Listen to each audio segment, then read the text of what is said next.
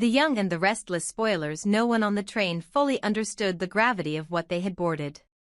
The private railcar slicing through the French countryside, cloaked in velvet curtains, candelabras, and champagne flutes, was more than a luxury escape or an opulent business celebration. It was a powder keg, disguised as a party. Beneath the designer gowns and tailored tuxedos, beneath the polished champagne glasses and small talk that barely concealed tension, lay a collective awareness that something terrible was coming.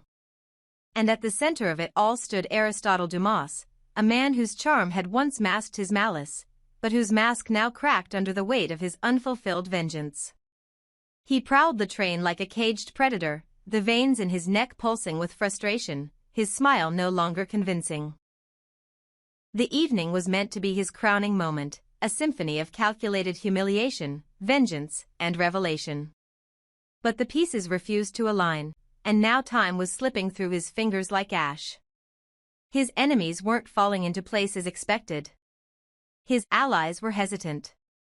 His perfect plan was fraying.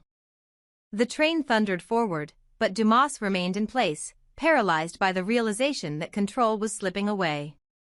And then Amanda arrived. She appeared not from the boarding platform, not from the carefully curated guest list, but like a ghost surfacing from the shadows of his past. Her presence shattered the illusion of celebration instantly. The atmosphere shifted. Conversations died mid-sentence. Flutes trembled in people's fingers.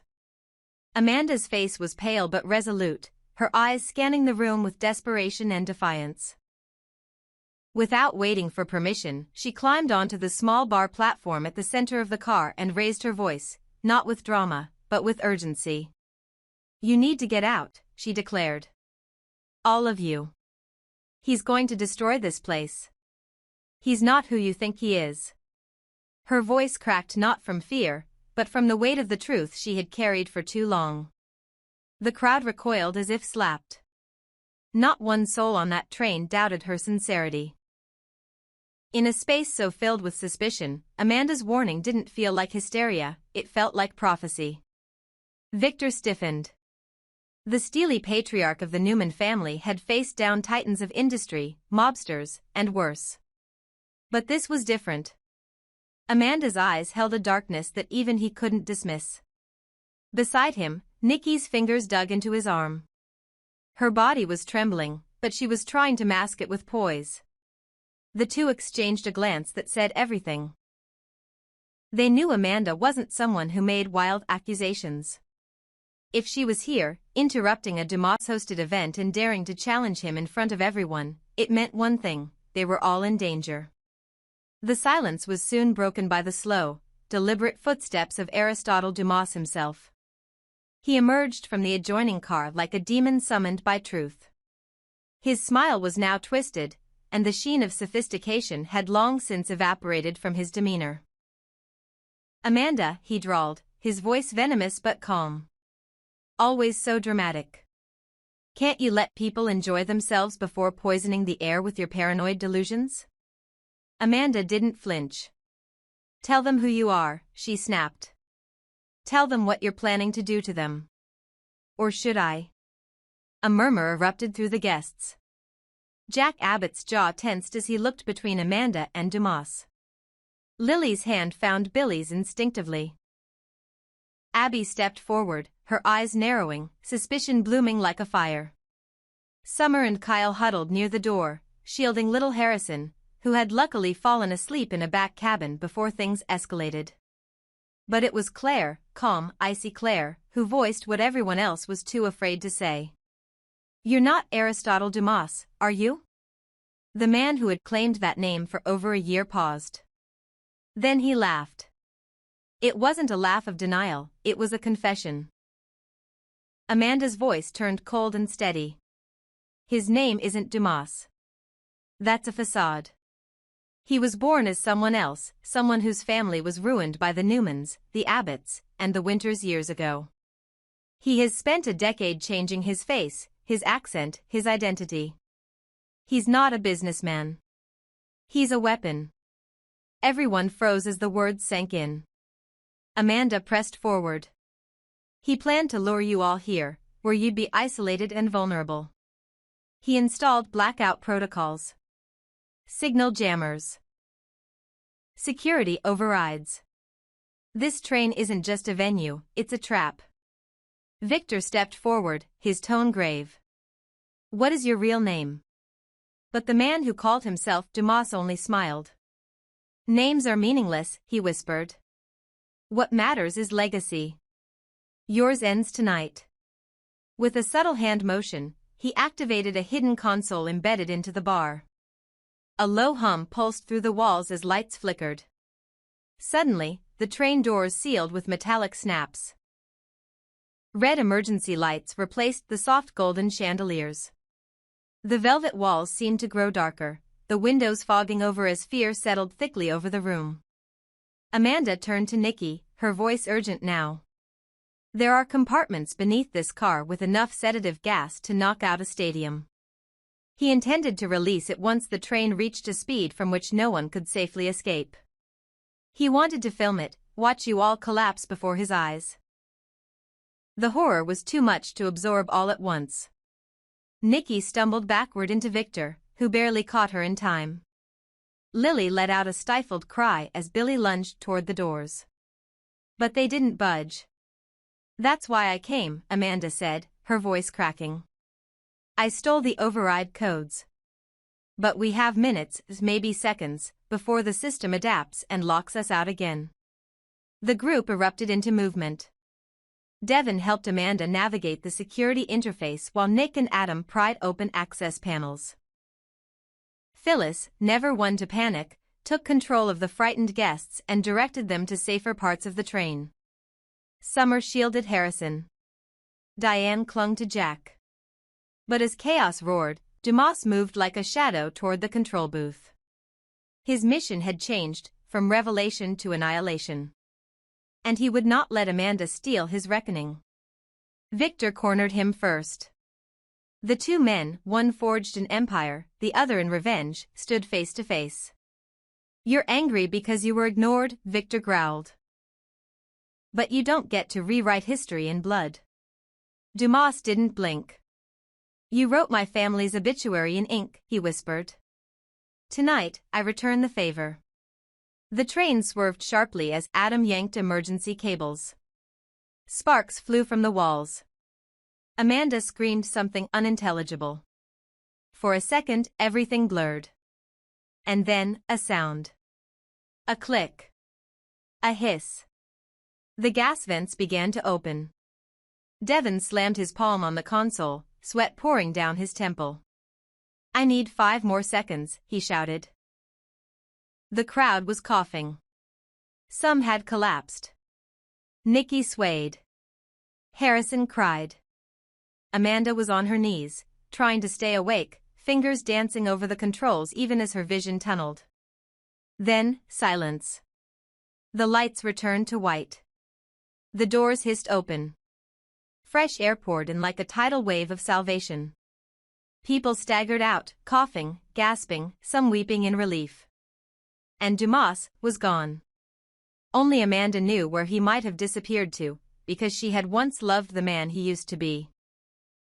Now, she feared she might have only delayed the inevitable. The reckoning wasn't over. It had just changed hands. Unknown to them, Aristotle Dumas hadn't vanished into the wind. He was watching. From a hidden control compartment just beyond the final car of the train, Dumas monitored every flicker of panic, every desperate movement, every whispered conversation through a network of microscopic surveillance cameras woven invisibly into the decor. He had built this train to be both a trap and a theater, and now he watched the third act unfold with the detachment of a playwright watching actors stumble through his finale.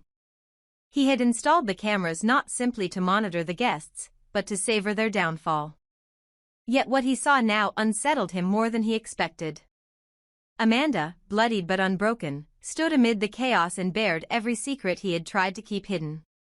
Her words pierced the air with undeniable truth. You're not safe, she said. None of us are. We're being watched, by him. You think you've been invited to a party? No. You're caged animals, being studied, manipulated. He's not just a liar, he's a predator.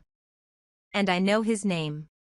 The car fell silent again, not out of confusion, but out of dread. Amanda's voice, though ragged, rose above the noise like a tolling bell. His real name is Elias Rourke. The name landed like a thunderclap. Victor's hand froze mid-air. Nikki let out a gasp that bordered on a cry. Jack staggered back a step. No one spoke. The name had power, not just because it was unknown, but because the moment it was spoken, something ancient and vile seemed to ripple through the room. Amanda continued, every syllable scraping against her breath. Elias Rourke was the son of Edgar Rourke, the man whose biotech empire was dismantled by a coalition of Newman, Abbott, and Chancellor decades ago. Elias was presumed dead. A fire. A missing body. But he didn't die. He became something else. Something worse. He built this new identity, Dumas, as a ghost that no one would suspect. And he's been watching us all along, waiting for this night. The reaction was visceral. Devon clenched his jaw. Billy swore under his breath. Abby looked down, as if something inside her had just shattered. Nikki's legs buckled, and Victor caught her, steady but silent. The name had jolted the room into unity, the kind only shared fear could manufacture. Amanda, barely able to stay on her feet, leaned against the wall, her hand clutched against a wound on her side still seeping blood. I didn't come here to expose him for glory, she said through gritted teeth. I came because I knew if I didn't, none of you would walk off this train alive. He's watching. He sees everything. But that doesn't mean we have to let him win. Then she did something unexpected. She looked directly into one of the hidden cameras. She didn't know which exact one, but she sensed him watching. Elias, she said softly. You wanted to destroy us by turning us against each other. But I know your weakness. You never expected we might choose unity. The train was quiet again. No one knew how much time they had before Elias made his next move, but Amanda's words had shifted something fundamental. The lines between rivalries dissolved, and fear gave way to focus. People began to look around, not with suspicion, but with purpose. Victor Newman, ever the chess master, finally spoke. His voice was low, deliberate, and lethal. Elias Rourke, he repeated. I remember your father. He tried to blackmail us, to inject untested drugs into the market under the pretense of innovation. And when we exposed him, he took his life. But what I didn't know was that he left behind a son. A son who would carry a vendetta not only against Newman Enterprises, but against everyone who stood in his father's way. He stood tall, his hand still clutching Nikki's, his jaw carved from granite. If this man wants to see what happens when a Rourke wages war against a Newman, then by God, let him. Amanda smiled faintly, exhausted. You can't fight him alone. That's what he's counting on. Victor nodded. Then he'll be disappointed. Because from this moment on, this is no longer a train full of enemies. It's a war room. The guests moved quickly under Victor's leadership. Kyle coordinated with Summer to secure the children. Jack and Billy checked the compartments for any trace of Elias's tampering. Devon and Lily took control of communications, attempting to reroute the blocked signal. Claire, despite her youth, stepped forward with a blueprint stolen earlier in the evening, a floor plan of the train that included sealed compartments no one else had access to. Amanda, pale and shaking, was helped into a makeshift seat, but refused to be sidelined. He has one more phase, she warned. A final weapon. Something biological. He stole research that could neutralize neurological function. Not instantly. Slowly. Creepingly. You lose memory, then motor control. Then, her voice failed. Victor's expression turned to steel. Then we stop him before that happens. He turned toward the camera, addressing Elias directly.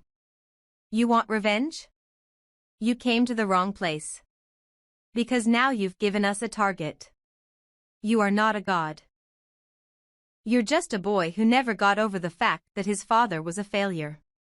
And if you think for 1 second that your twisted bloodline gives you the right to play executioner, then you've never faced a Newman in war.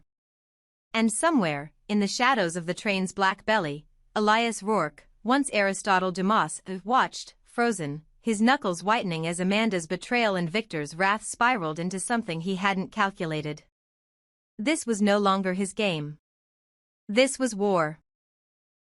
And it was just beginning. For years, the name Cain Ashby had become a whisper in Genoa City, a cautionary tale for some, a heartbreak for others, and for a few, a mystery that refused to die. But no one could have imagined that the man they had known, though charming, calculating, once loyal, once broken, had returned under a completely different face, identity, and agenda. The man who had introduced himself to the elite as Aristotle Dumas, the enigmatic magnate whose empire spanned continents and industries, had fooled them all. And now, in the most horrific way possible, the truth was beginning to seep through the cracks of his carefully constructed world. Amanda's warning had shaken the guests. The name Elias Rourke still clung to the walls like smoke. But just as the dust seemed to settle, another revelation rose from the depths.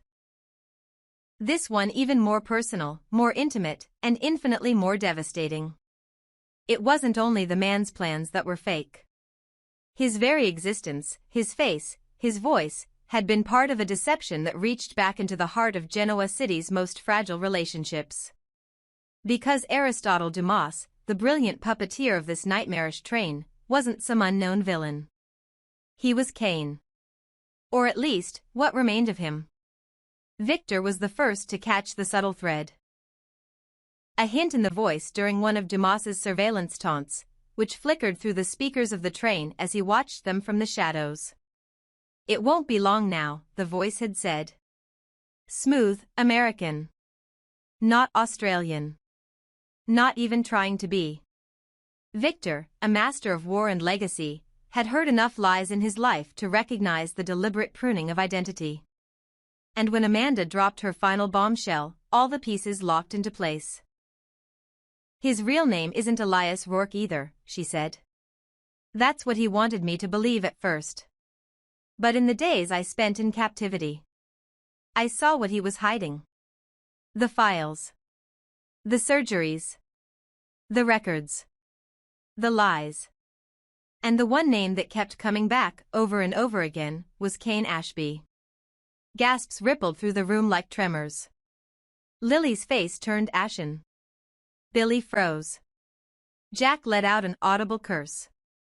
Devon looked at Amanda with a horror that could not be faked. That's impossible, Abby muttered, her voice a mix of disbelief and dread. But Amanda didn't flinch. He disappeared for a reason. Faked his death. Rebuilt his life. Deleted every trace of his past, his accent, his loyalties, his weaknesses. He didn't just want to start over. He wanted revenge. Revenge against everyone who doubted him, discarded him, forgot him. Suddenly, the guests were no longer on a train with a stranger. They were prisoners of a man they had once called family, friend, and lover. And that betrayal cut deeper than any biological weapon. In a hidden car beneath the floorboards, Dumas's Cain watched the reactions unfold with a storm of emotions battling behind his eyes. Amanda had destroyed the anonymity he had so carefully cultivated, and in doing so, she had reawakened ghosts he thought he had buried forever. He had trained himself to walk differently, speak differently, think differently. But somewhere inside, the pain of being cast aside still boiled like acid. They never saw me, he murmured under his breath, staring at Lily's face frozen on a monitor. They never saw what I could be. So I became something they could never understand. He slammed his fist into the console. Now they will. Up above, Victor stepped forward. His voice was firm, but laced with the undertone of betrayal. If this is true, if he is Cain, then this isn't just about vengeance. This is personal. This is about erasure. Reinvention. War waged from within. Nikki gripped his arm tightly, stunned. We all thought he was gone, she whispered. After the scandal, after the lies. He just vanished. Billy shook his head, jaw tight. He's been watching us this whole time.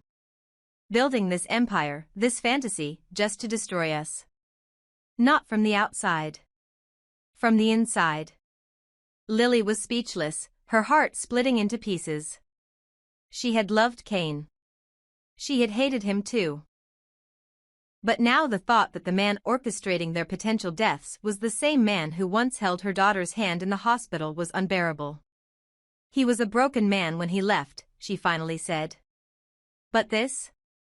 This is something else. This is madness. Amanda, weakened but still standing, took a shaky breath. He needed to become someone else to do what he planned. So he invented Aristotle Dumas. He hired voice coaches. Accent reduction specialists. Facial reconstructive surgeons. Even erased his citizenship records. There's no Kane Ashby in the system anymore. Only Dumas. The horror in that reality wasn't just the lie. It was the sheer dedication to it. The man hadn't simply hidden. He had destroyed every trace of his past and replaced it with a weaponized future. A ticking bomb with a charming smile and a vendetta buried beneath designer suits and custom cufflinks. Victor turned toward Amanda, voice low and dangerous. And what else did he tell you? Amanda blinked. He said this wasn't the final act. That this train was just the rehearsal. The real performance begins once he disappears. Once the chaos here sends shockwaves through the boardrooms, the families, the trust funds. He wants Genoa City to burn. He doesn't just want retribution. He wants legacy. To replace the Newman name with his own. Victor's eyes darkened like thunderclouds. Then we end him before he starts his war. At that moment, the cameras flickered again. And this time, it wasn't surveillance. It was a message. Dumas appeared on every screen, every reflective surface, every monitor embedded into the walls. And he wasn't hiding anymore. Gone was the carefully cultivated persona. In his place was a man aged slightly younger, cleaner, leaner, but unmistakably Kane Ashby, stripped of his accent and drenched in confidence. So now you know, he said with a smirk. It took you long enough. I gave you clues. Gave you time. Gave you the respect of a slow death. But I suppose you're too blinded by your own ego to see what was right in front of you. His eyes bored directly into the camera. Victor. Lily. Billy. All of you. You thought I was disposable. You threw me away. You left me to rot. So I became someone you couldn't ignore. He paused, savoring the silence. This is not about revenge. It's about rebirth. You tried to bury me. But you forgot, I was a seed. The screen went black. And the war had officially begun.